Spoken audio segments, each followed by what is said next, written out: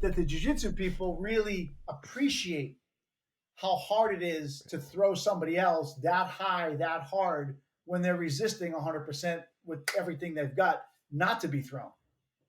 You know? So this is I felt like a glaring opportunity as someone who hasn't dedicated their life to this but loves it and truly enjoys martial arts for so many different reasons. I feel like jujitsu needs judo in the academy. There's so many times where I'm from just the comfort level, right? You stand up with your opponent, which is how you're going to compete, right? Jiu-jitsu tournaments start on the feet. Yet you go to academies and everyone starts on the floor. But that's like going back to your time constraint thing on the training. Why are you training for an hour if your match is 5 minutes? Why is everyone sitting on the ground when every single time you compete, you're starting on the feet? It literally makes no sense at all.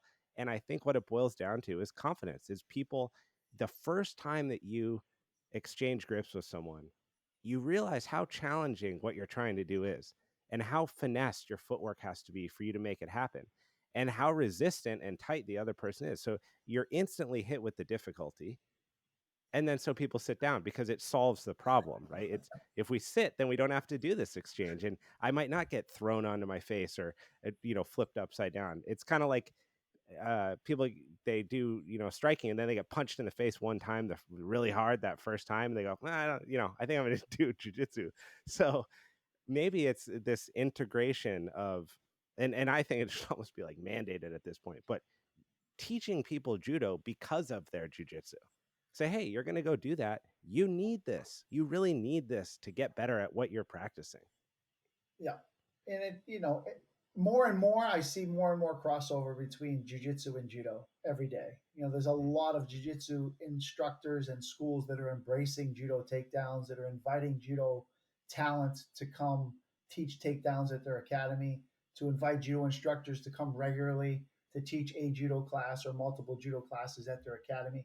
I'm seeing more and more it become interwoven because it does differentiate one jiu-jitsu academy from the other.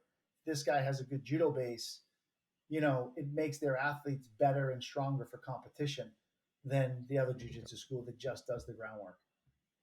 And quite We honestly, if you throw somebody into a position of an advantage where you're already past the guard, you're already in mount, you're already on their back after you take them down, and it gives you a higher likelihood of winning the match anyway.